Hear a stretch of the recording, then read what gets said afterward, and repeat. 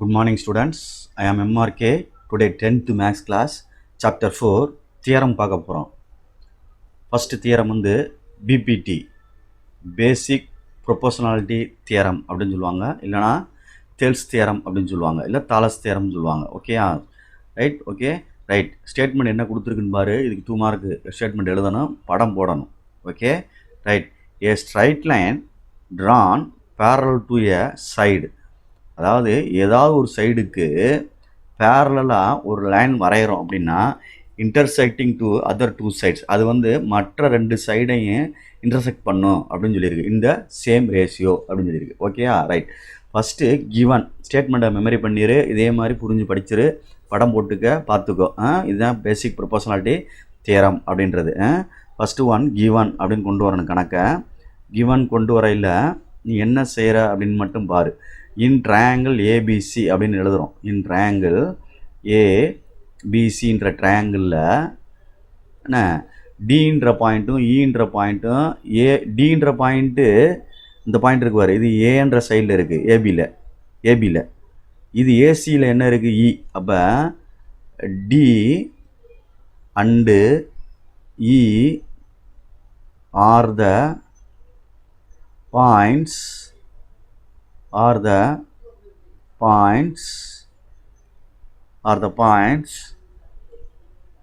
on the sides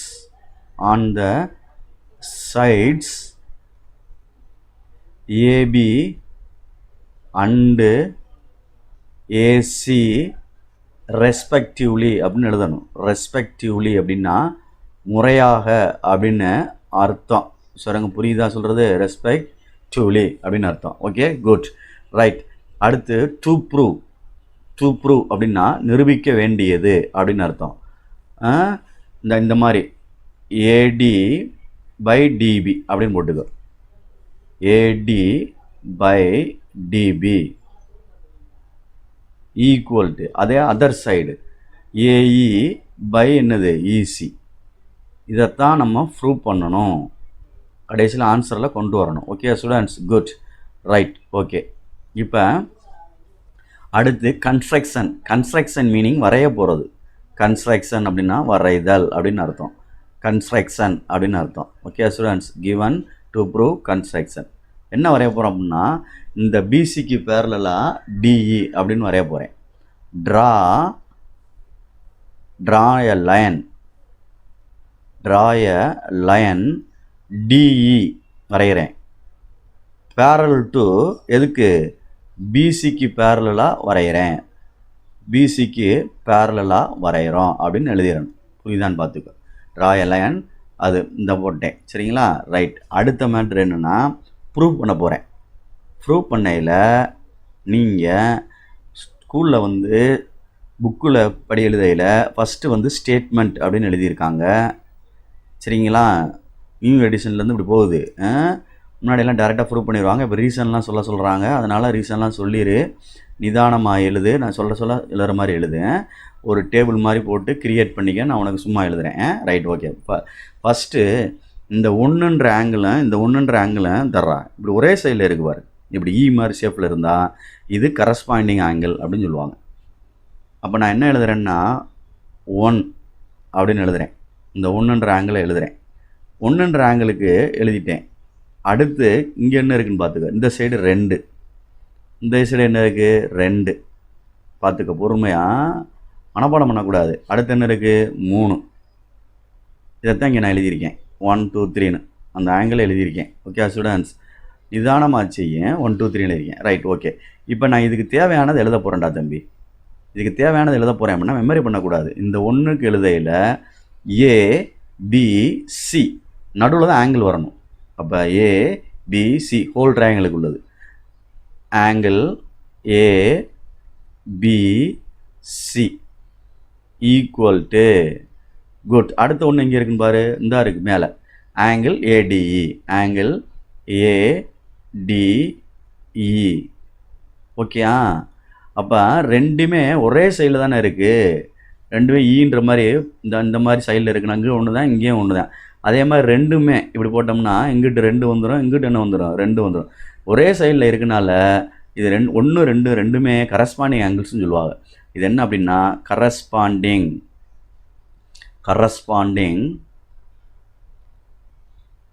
angles are equal அப்படின்னு அர்த்தம். Angles are equal அப்படின்னு அர்த்தம். ஏன் அப்படின்னா டிஇ பேரலல் என்னது அது பிசி அப்படின்ற லைன் கட் பண்ணுறதுனால அது அப்படி அர்த்தம். ரெண்டும் பேரலாக இருக்கனால. ஓகேயா?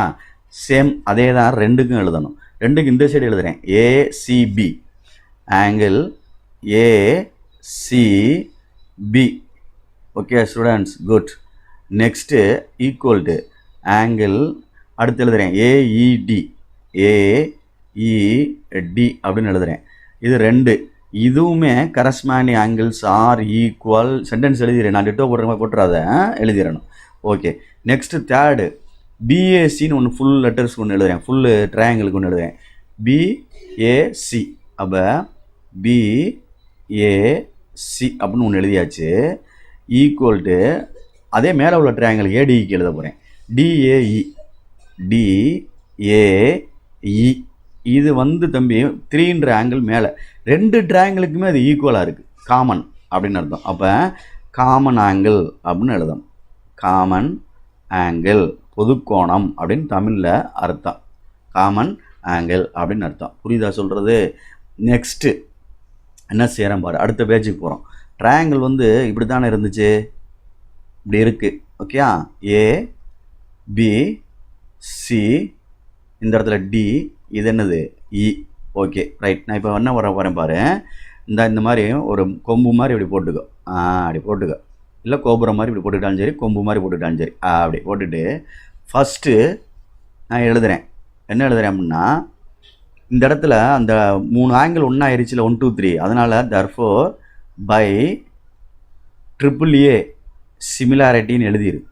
AAA சிமிலாரிட்டி அப்படின்னு எழுதணும். AAA சிமிலாரிட்டி அப்படின்னு எழுதிட்டு ட்ரையாங்கிள், அதே மாதிரி இன்னொரு ட்ரையாங்கிள் ஆர் சிமிலர்னு அர்த்தம். எந்த ட்ரையாங்கிள் தெரியுமா? Whole triangle. ஏபிசி இல்லைன்னா பிஏசியும் இந்த இது மொத்தமாக உள்ளது. பிஏசியும் டிஏஇயும் பேரல் அப்படின்னு அர்த்தம். இல்லைன்னா ஏபிசியும் ஏடியும் பேரல்னு எழுதலாம். ஏபிசியும் ஏடிஇயும் சிமிலர்னு அர்த்தம். பேரல்னு சொல்லிட்டேன். சிமிலர் அப்படின்னு அர்த்தம். சிமிலர் 3 கோடோட போட்டு சில பேர் எழுதுவாங்க. இதுவும் சிமிலர் தான். இந்த மாதிரி போட்டாலும் சிமிலர் அப்படின்னு அர்த்தம். ரைட். இப்போ ஆன்சர் இங்கே வர்றோம். இந்த ஆங்கிள் போட்டிருக்கேன் பாரு, இதில் ஒரு ஆரம் மார்க் மாதிரி ஏபி அப்படின்னு எழுதணும், மறந்துடாத. ஏபி எழுதிட்டீங்கன்னா ஆன்சர் ஓடியாந்துடும். அவ்வளோதான். By AD. குட். அவ்வளோதான். ஈக்குவல் டு இந்த சைட்லாம் செஞ்சுட்டு வரணும். AC divided by AE. Good. இப்போ நல்லா கவனிச்சு பாரு, இந்த ஏபின்றது ஹோல் லென்த்து. இந்த ஹோல் லென்த்து இது பாதி இது பாதி. எது பாதி? ஏடி பாதி டிபி பாதி, ரெண்டையும் சேர்க்குற மாதிரி. அப்போ ஏபியை பிரித்து எழுத போகிறேன். ஏடி ப்ளஸ் டிபி அப்படின்னு பிரிச்சுட்டு பை ஏடி அப்படின்னு போட்டேன். Okay students, good.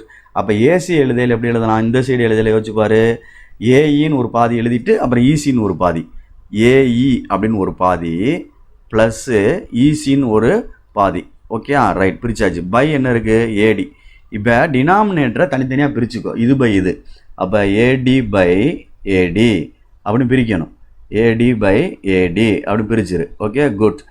Plus DB by AD அப்படின்னு பிரிச்சிரு. Okay students, good. AD equal to இங்கே என்ன வரும்? ஏஇ பை டினாமினேட்டர் தனித்தனியாக பிரிக்கிறோம். ஏஇ பை என்னது? ஏடி ஈக்குவல் டு ப்ளஸ் ஆட தம்பி, ப்ளஸ் ப்ளஸ் ப்ளஸ் ப்ளஸ் என்ன வந்துடும்? இசி பை என்ன வந்துருச்சு? ஏடி. Okay good. இப்போ என்ன செஞ்சிடலாம்? கேன்சல் பண்ணணும். கேன்சல் பண்ணல இதில் தம்பி சாரிடா தம்பி, இல்லை நான் ஏஇயை மாற்றி எழுதிட்டேன் பாரு. இந்த இடத்துல கவனிச்சு பாரு. இந்த இடத்துல கவனிச்சு பாரு. இந்த இடம் தப்பாயிருச்சு பாரு. வெரி குட், நல்ல வேலை, வாட்ச் பண்ணியாச்சு. ஏன்னா கீழே என்ன இருக்குன்னு பார்த்துக்கோ. இங்கே ஏஇ இருக்குது பாரு. அப்போ ஏஇ, அப்போ டினாமினேட்டர் தனித்தனியாக பிரிக்கையில் ஏஇன்னு வந்துடும். இதில் என்ன வந்துடும்? ஏஇன்னு வந்துடும். Okay right. இது ரெண்டும் அடிச்சிட்டா இங்கே 1, இது ரெண்டும் அடிச்சிட்டா 1. அப்போ 1 ப்ளஸ் டிபி பை என்ன வந்துருச்சு? ஏடி.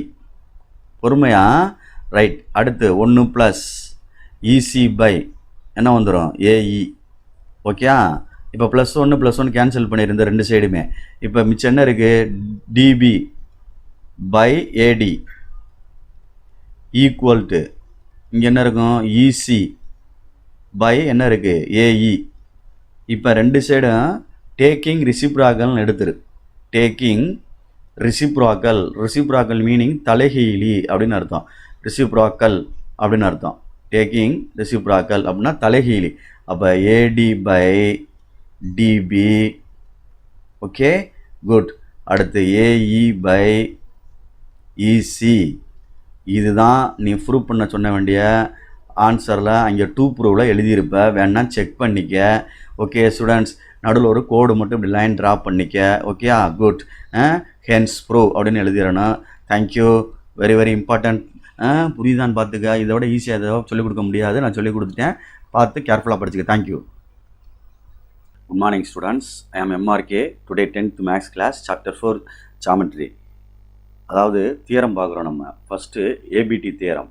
Okay, right. ப்ரீவியஸ் வீடியோவில் வந்து தியரம் 1 ஆங்கிள், இது BPT theorem, basic proportionality theorem நடத்தியிருக்கேன். Okay, right. தேர்ட் ஒன் பார்த்துருவோம். இப்போ the internal bisector of an angle of a triangle divides the opposite side internally in the ratio of the corresponding sides containing the angle அப்படின்றது. அதாவது given என்ன கொடுத்துருக்கு அப்படின்றத பார்த்துக்கோ. ஒரு நானாக எடுக்கிறேன். ஒரு ட்ரையாங்கிள் ஏபிசி அப்படின்னு எடுத்துட்டு அதில் இந்த ஆங்கிள் ஏக்கு நேரம் ஒரு கோடு போட்டிருக்கு பாருங்க. இதில் கீழே கோடு போட்டிருக்கேன். இல்லை பிக்கு சிக்கு நடுவில் வந்து மீட் ஆகுதுவார். அது ஆங்கிள் பைசெக்டார்னு அர்த்தம். ஏயை பிரிக்கிறனால AD be the angle bisector of angle A அப்படின்னு எழுதியிருக்கேன். Okay, right. 2 ப்ரூவ். இந்த ட்ரையாங்கிள் தான் முதல்ல வரைஞ்சிக்கிறணும். AB by AC BD by DC equal போட்டு. ஓகே, இதுதான் 2 ப்ரூவ். கன்ஸ்ட்ரக்ஷனாக வரைதல், எக்ஸ்டெண்ட் பண்ணுறது. ட்ரா அப்படின்னு சொல்லிட்டு இந்த டிஏன்னு ஒன்று இருக்குது பாரு. இந்த டிஏ அப்படின்னு ஒன்று இருக்குது, தெரியுதா? டிஏ அதுக்கு பேரலாகத்தான் இது வரைகிறேன். எதை வரைகிறேன்? டிஏ பேரல் சிஇ வரைகிறேன். அப்போ சி தானே வரைகிறோம். அப்போ சிஇ பேரல் டு என்னது? டிஏ. வரைகிறதா முன்னாடி எழுதணும். அதுதான் சிஇன்னு முன்னாடி எழுதியிருக்கேன். அடுத்து கமா போட்டு எக்ஸ்டெண்ட் ஏபி. இந்த ஏபி எக்ஸ்டெண்ட் பண்ணுறேன். அது எங்கே போய் மீட் ஆகுது? டு மீட் அட்டு இயில் மீட் ஆகுது. இது எக்ஸ்டெண்ட் ஆகி இயில் மீட் ஆகுது. அடுத்து வந்து நம்ம வந்து ஒரு பாக்ஸ் மாதிரி போட்டு செய்கிறாங்கல்ல இப்போ லேட்டஸ்ட்டாக இதில் சிலபஸில். அது மாதிரி நான் ஸ்டேட்மெண்ட் ரீசன் போட்டிருக்கேன். இப்போ ஆங்கிள் கொடுக்குறேன். இங்கே 1 2 3 4ன்னு கொடுத்துருக்கேன். பார்த்து கவனமாக, சரிங்களா? இந்த 1 இந்த 3 on number, 2 and 4 even number.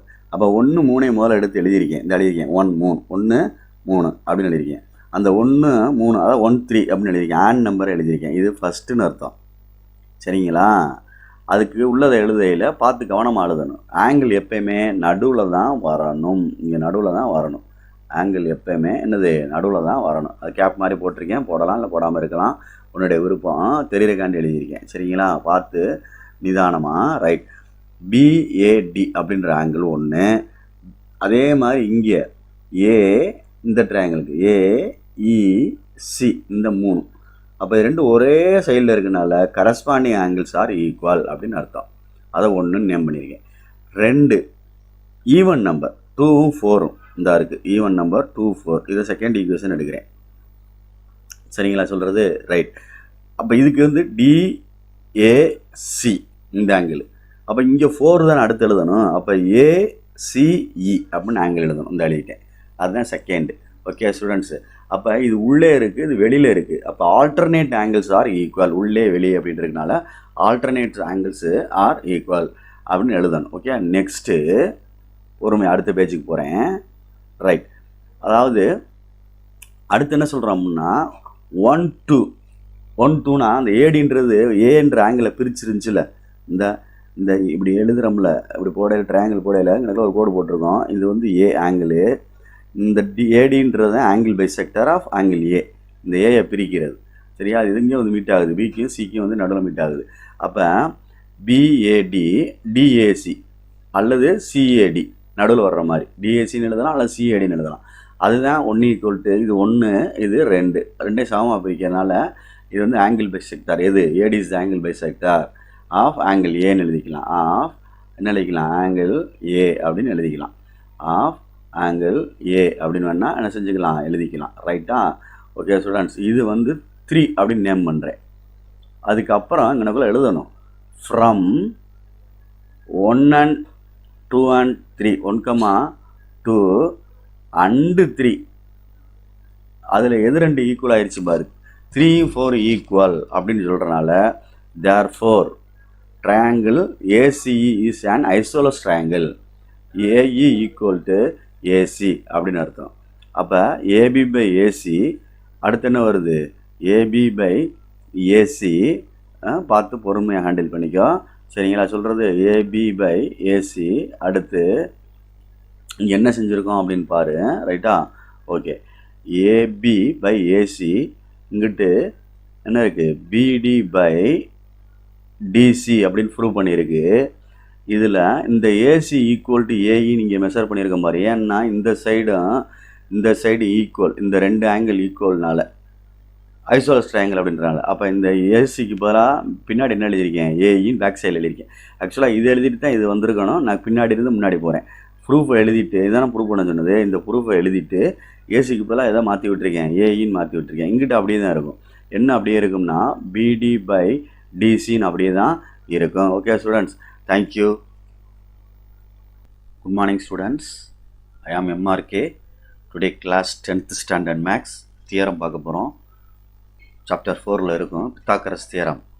Okay, statement in a right angle triangle the square and the hypotenuse is equal to the sum of the squares and the other two sides அப்படின்னு அர்த்தம். ஸ்டேட்மெண்ட் எழுதி தான் ஆகணும், சரிங்களா? படம் போட்டுக்கிறணும். படத்தில் நான் ஒரு சின்ன சேஞ்சஸ் பண்ணுறேன், நான் வேறு மாதிரி சொல்லிக் கொடுப்பேன் அப்படின்றதுனால ஈஸியாக சொல்லிக் கொடுக்குறக்காண்டி. Okay, good. நான் இந்த இடத்த வந்து பின்னு டினோட் பண்ணுறேன், இந்த இடத்த பி அப்படின்னு டினோட் பண்ணுறேன். மாற்றிக்கிட்டேன், படத்தை பார்த்துக்கோ. இந்த இடத்த நான் ஏன்னு டினோட் பண்ணுவேன், சரிங்களா? சொல்கிறது பார்த்துக்கோ. படம் முதல்ல வரைஞ்சிடணும். வரைஞ்சிட்டு இப்போ நம்ம ஸ்டார்ட் பண்ணுறோம். ஸ்டேட்மெண்ட் எழுதியாச்சு. அடுத்த எழுதையில் என்ன எழுதணும் அப்படின்னு பாரு. என்ன எழுதணும், கிவன் கொடுக்கப்பட்டதுன்னு அர்த்தம். இன் ரைட் ஆங்கிள் ட்ரையாங்கிள் ஏபிசி அப்படின்னு எழுதணும். ரைட் ஆங்கிள் ட்ரையாங்கிள் ஏபிசி அப்படி இல்லைன்னா இந்த மாதிரி இப்படி கோடு போட்டு இப்படி எழுதி இந்த மாதிரி ரைட் ஆங்கிள் வரையோம்ல, இந்த மாதிரி, புரியுதா சொல்கிறது? இந்த மாதிரி வரைஞ்சி ஏபிசின்னு நம்ம போட்டுக்கலாம். ரைட் ஆங்கிள் ட்ரையாங்கிள் தெரியும் உங்களுக்கு, கொஞ்சம் புத்திசாலியாக இருக்கான் அப்படின்ட்டு. ரைட் ஆங்கிள் ட்ரையாங்கிள் ஏபிசி அப்படின்னு அர்த்தம். ஆங்கிள் பின்றது தான் மேலே இருக்குது பாரு, 90 டிகிரி அப்படின்னு அர்த்தம். இந்த இதுதான் பெர்பெண்டிகுலர் அப்படின்னு அர்த்தம், 90. ஓகே, நெக்ஸ்ட்டு டு ப்ரூவ் நிரூபிக்க வேண்டியது. டு ப்ரூவ் நிரூபிக்க வேண்டியது. இது அந்த ஸ்டேட்மெண்ட்டில் கொடுத்துருக்குல, அதைத்தான் ப்ரூவ் பண்ணணும். அதை நம்ம கடைசியோட எழுதிக்கலாம், சரிங்களா? சொல்கிறது ஒன்றும் அவசரமாக பயப்படாத. ரைட். இப்போ நான் கன்ஸ்ட்ரக்ஷன்னா வரைகிறது, என்ன வரைய போகிறேன் அப்படின்ட்டு பாரு. கன்ஸ்ட்ரக்ஷன் அப்படின்னா வரைதல். இந்த லைன் ட்ரா பண்ணணும், நம்ம அப்புறம் தான் ட்ரா பண்ணணும். பிடி எதுக்கு பெர்பெண்டிகுலராக ட்ரா பண்ணுறோம், ஏசிக்கு பெர்பெண்டிகுலராக. அப்போ ட்ரா வரைகிறது, எது வரைகிறோம்னா பிடி வரைகிறேன். எதுக்கு பெர்பெண்டிகுலராக வரைகிறேன், ஏசிக்கு பெர்பெண்டிகுலராக வரைகிறேன் அப்படின்னு எழுதணும். புரியுதா சொல்கிறது? குட். இப்போ ப்ரூஃப் அப்படின்னு வர்றோம். உங்களுக்கு இப்போ நியூ சிலபஸ் படி ஒரு டேபிள்ஸ் மாதிரி க்ரியேட் பண்ணி அதை செய்கிறாங்க. ஸ்டேட்மெண்ட் அப்படின்னு எழுதுகிறாங்க. ஒரு சின்ன ஸ்பேஸ் விட்டு இந்த சைடு ரீசன் அப்படின்னு எழுதுகிறாங்க, காரணம் அப்படின்ற மாதிரி, ரீசன். சரிங்களா? ரைட்.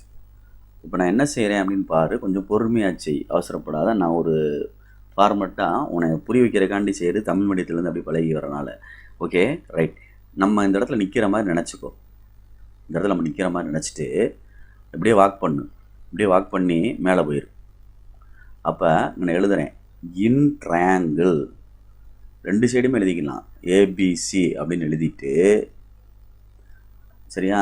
அதே மாதிரி இன்னொன்று எழுதலாம். இன் ட்ரையாங்கிள் ஏபிசின்னு எழுதிக்கலாம் கீழே. எழுதிட்டேனா? குட்.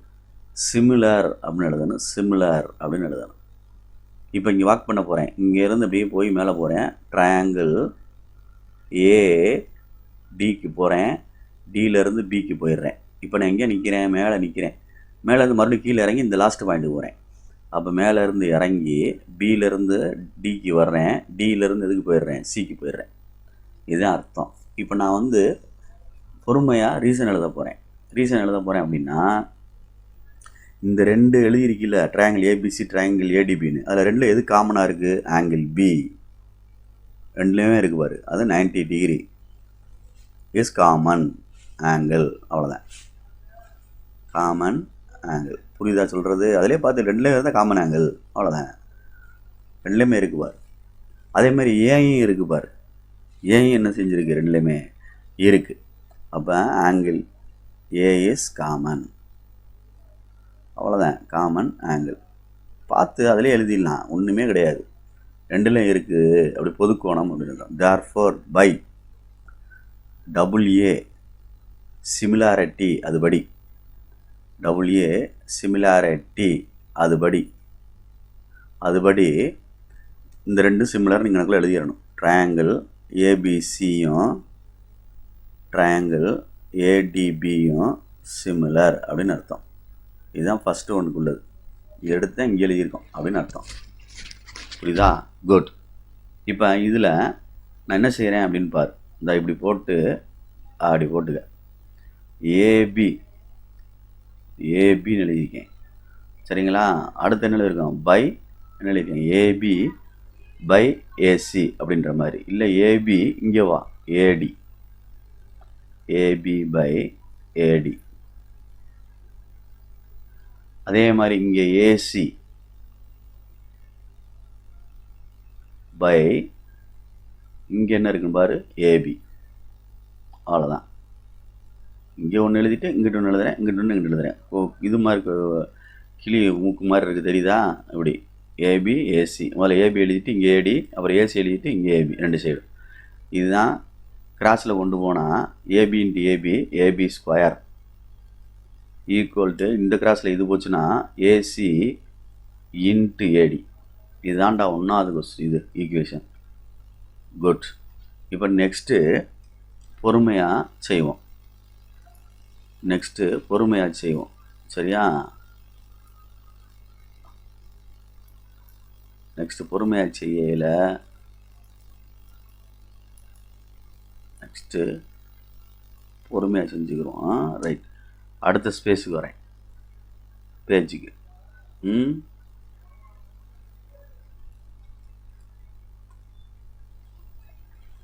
சரி, இதில் என்ன போட்டிருந்துச்சு? ட்ரையாங்கிள் இப்படி தானே செஞ்சுருந்துச்சு ட்ரையாங்கிள். அதான் ஒன் சைடு இழுத்து போட்டிருக்கணும் ட்ரையாங்கிளை. பார்த்துக்கோ, நீ வரல அசால்ட்டாக போட்டுறாம கொஞ்சம் கேர்ஃபுல்லாக போட்டுக்கோ. இந்த சைடு இழுத்து போடணும், இப்படி போட்டு இப்படி போடணும். இது பி, இது ஏ, இது சி. பெர்பெண்டிகுலர் இது டி. இது ஒரு பெர்பெண்டிகுலர், இது ஒரு பெர்பெண்டிகுலர். ஓகே, மறந்துடாத. இந்த படம் தான் மேலே போட்டிருக்கேன் உனக்கு, திருப்பி இந்த இடத்துல சொல்கிறக்காண்டி, ரீசன் இதுக்காண்டி. இதில் என்ன செஞ்சுருந்தோம்? இங்கேருந்து மூவ் பண்ணி மேலே போயிட்டு கீழே வந்திருந்தோம்ல. அப்போ கணக்கில் 2 ட்ரையாங்கிள் இருந்துச்சு. என்ன ட்ரையாங்கிள் இருந்துச்சுன்னா, ட்ரையாங்கிள் ஏபிசி செகண்ட் இதில் கண்டிஷனில் சிமிலர்னு சொல்லி ட்ரையாங்கிள் பிடிசின்னு இருந்துச்சு. பிடிசி நான் ரோல் பண்ணாமல் இதிலே செய்கிறேன், ஸ்க்ரோல் பண்ணாமல். இதை ரிவர்ஸில் எப்படி சொல்லணும்? இப்படி ரிவர்ஸில் சொல்லணும்.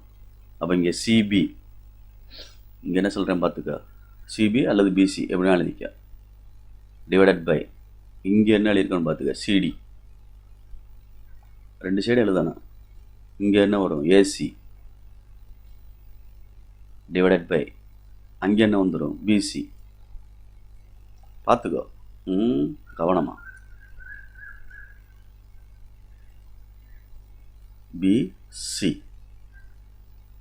கிராஸ் மல்டிப்ளை பண்ணால் BC square equal to AC into CD. இதுதான் செகண்ட் ஒன்.